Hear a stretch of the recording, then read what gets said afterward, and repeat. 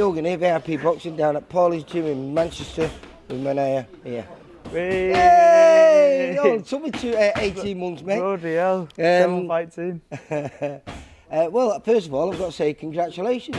Thank you very much. Congratulations on 2 accounts. Okay. Because I've not spoke to you since the fight, not spoke to you on camera since the fight against Jake Osgood in Wakefield on that beautiful day. Oh, bloody hell. 30 degrees, fighting, oh my God. Mate, that was hot, wasn't it? That was hot. All I kept saying to Paulie in the corner was like, I'm hot, I'm hot. Sweat was yeah, I down remember, bloody, I'm just telling him to put water all over me. That's all I needed in the corner.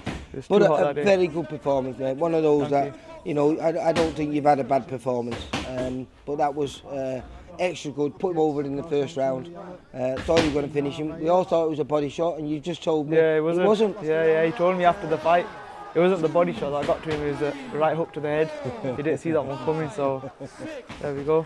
But again, this inside fighting that you do, very attractive, and he's just got better and better. Your debut, was it Lee Hallett? Yeah, fantastic performance. And each fight, you've just fine-tuned it. But on the 22nd of November, we've got a great show back at Bolton, your favourite place. Favourite place. But we've got a top card there, and we've also got, I think, for me, you're the best opponent that you've been in with. Yeah, same.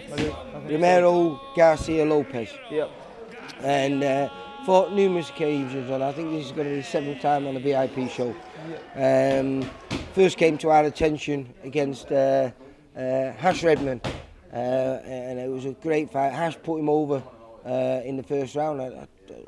We didn't know anything about him, we'd not seen him before. And we thought, oh, Hash, you know, the hammer, his hammer's finally working. But it's like, you hurt this kid, he raises his game, and ended up being a very close decision. I think it was a bit too close for me. I think it ended up being 57-56. Yeah. I meant like if he hadn't got the knockdown, it would have been a draw. Yeah. And I didn't think that was the case.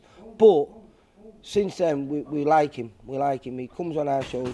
He gives good tests for all our fighters. But not normally our prospects, because we normally save him for our next level fighters, the fighters who've gone past those learning stages. Yeah. You know, we got him with Zelfa Barrett not long ago. Well, that was on the Wakefield show, innit? No. Yeah, it was. I'm sure. Oh, yeah, it was. And then also he got him with your stablemate, your new sparring partner, Sugar Cane. and you know he's that's the level he's at. He's at next level journeyman, and I think you've done your job against the entry level journeyman and done it very well. And this is a little bit of a step up for you. And 6 rounds as well.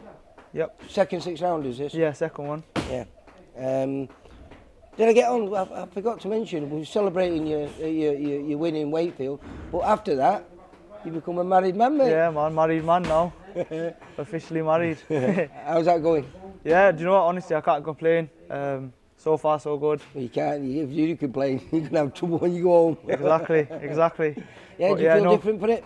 Yeah, I'm happy, man. I'm happy. Well, more focused, more driven, so well, they say only for the better. A happy fighter is a dangerous fighter.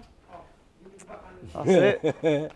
But like I say, I think this must be a great asset for you, because this will be your first camp with Kane as a main sparring partner. Yeah. Has that been good for you? Yeah, definitely. Bloody, what better way? He's literally just fought him last, so you know, he knows what he's about. And then even secondly, bloody Kane, he's no bum, is he? He's strong. You know, he pushes me every time, so it's only going to make me better. What's good about this as well, you've got the luxury of a day before weighing as well. Bloody hell. First one? Finally, yeah, first one. Yeah. I think it's probably the right time now, because if you come through this fight the way we hope you're going to come through it, then it says that, you know, you're ready for those tests. Yeah. Certainly in 2026, I think you've got to be looking at some kind of title. Yeah, like, I'll be honest, like I even said to Paulie, like, I think it was last week, like, all I want to do is box, so when Steve says I'm ready, Paulie says I'm ready, I'm ready to go in it. All I need to do is box, so. The easy part. Yeah. Put it that way. Yeah. I'm just, This is the hard part, isn't it? The boxing, the fighting is the fun part, isn't it? Yeah, exactly. Fighting just where you can showcase everything you've been learning, innit? And did you, because obviously getting married and everything, and that time off, and it was summer. Did you put a bit of weight on, or? Bloody hell. I'm saying that because I know you did. Yeah, I went away for 10 days. I was at, where did I go? Bloody hell, I forgot. Egypt, I went to Egypt. Was that your honeymoon then? Yeah, so I went to Sham for 10 days. And the resort that we stayed at was so good. Like the food there, it was all inclusive? Yeah, all inclusive. Oh, So the food there was amazing. Like I went to Dubai in May. Yeah. And the food that I was eating in Sham was better than the food I was eating in Dubai. And like, it was that good because people always said the food in Dubai is so good, but genuinely when I was there, I was literally comparing it to the food in Dubai, and I was like, wow, like this food's even better than Dubai. So and it's all inclusive, so I'm literally eating it breakfast, lunch, and dinner. More you save, isn't it? That's Exactly. So you got to make the most. I stuffed myself a bit too much. I come back and then. You skipped because you was hoping to get you on one of those. On the 11th of October. Was that on the Hideout show with? Yeah. Yeah, we came. I messaged Steve. Well, I rang Steve, I think a week or two after I come back from holiday, and I said, listen, I think it was like 4 or 5 weeks after I come back. The fight day, I was like, listen, Steve, don't think it's happening. I think I need to take this one out and get back in November, hopefully.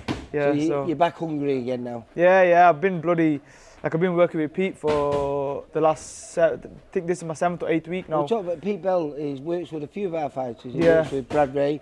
And I think he works quite a with few other Zelfa ones. as well, I think. Yeah, he does. He's supposed to be a genius. He is. To be fair, like I did, like right now, the condition I'm in right now, compared to like just say for example my last 4 or 5 camps, is crazy. Like I can't believe like how I'm looking. Already my shape right now is looking so good, and I'm still 2 and a bit weeks out. Normally I won't even be like this shape on fight week, so I'm buzzing. I can't wait. And I suppose, like you say, we've mentioned he can be dangerous, Mr. Lopez. So you've got to be on top form. But yeah, exactly. Especially like it's my first step up, as you'd say, and the fact that I'm taking my nutrition on like properly, making sure I'm making that weight properly, it's going to make a big difference. Tend to campaign at titles?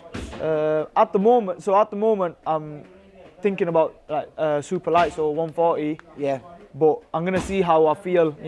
If and maybe lightweight. If I'm gonna see if I can make lightweight on the day before, then I want to see how I feel first, because I don't want to be that guy that just makes the weight. And then can't perform. Yeah, no point. You know what I mean? There's no point making the weight just for you to. Well, that's what stand these still learning fights for. Yeah. You've still got a few more of them. It's just that the fights you're going to get for you are going to be a bit tougher. Yeah, exactly. And obviously, then it's the rounds, because once you get to 8 rounds, you've got to have the fuel inside you to make sure you can perform. Exactly. Yeah. So I'm for now I'm just gonna stick to this camp I'm doing at basically super light, and then I'm gonna see how I feel. After this fight, if I can. Will this be the lightest you've come in 10-2? Is this going to be made? You said. 10-2. No, I don't think it's the light. I think my debut I made like 10 stone. I think. Yeah. But you do change a little bit. Yeah, because you're training twice a day. 6 days a week. So your body does transform. Yeah, exactly. So I'm just thinking, hopefully after this fight, I'm just gonna try sit around this weight and then see if I can bring it down a little bit and see how I feel. If I feel good in the gym, then maybe try even, lightweight. You always bring a good crowd with you, and I think they're in for a treat on this night, because we've got 2 title fights. Yeah, we've 100%. got, an English title fight between Ibn Nadim. I think you know well, because you do a lot of sparring with him, don't you? Ibn Nadim against its Southern Area champion versus Northern Area champion. Okay. He's fighting a kid called Newman Hussain. Yep. Don't know too much about him. I watched his fight when he won the title against a kid called Robert Caswell. Looks game. Come forward fighter. Yep. I think that's going to be a cracker between him and Ibby. Ibby loves He does, doesn't he? scrapping as well, innit? So. But he can box really well Yeah, as well. yeah, So exactly. again, I don't know what I'm going to get. Yeah. So I just think we're going to be entertained. Yeah, 100%. And we've got another title fight, a central area fight between Marcus Tomlinson and VIP's Jake Goodwin, which I think will be a cracking fight as well. And we've got two top girls on there. This year's ABA champion, Layla Heath, and the girl who won everything in the amateurs, Gemma Richardson. I think 4 European golds, a World Youth gold medal, Commonwealth silver, about 3 or 4 ABA senior titles. Phenomenal, phenomenal. So yeah, we're in for a real treat, and like I say, a real good step up for you, mate. Yeah, 100%, 100%. I can't wait. Preparation's gone well. Obviously, you said been doing a lot of sparring with Kane. Yeah, that's been good for you. Yeah, 100%. You know, he's big, he's strong, just like our Mexican. So I think Kane's probably the best sparring partner for it, to be honest. Do you look much at your opponents, or do you just leave all that to Paulie? Nah, obviously Paulie will do his bit as well, and I do my own, just because it's not always about, obviously, like Paulie's not in the ring, so he can give me instructions, but sometimes I've got to use my own initiative in it. Yeah. You know, I can't just always just rely on Paulie. Oh yeah, do this, do that. Sometimes I've got to do something myself. You know. Yeah. So I do have a watch. I've had a watch myself. So yeah, he's dangerous if you let him. Yeah, that's it. If you let him. If you let him, then of course he's dangerous. But it's just with anyone, innit? Same thing. If you're standing for, even if I stand in front of you now, Lee, bloody hell, you're throwing hooks at me. You know, eventually, if I don't move, eventually someone's gonna get in. You know what I mean?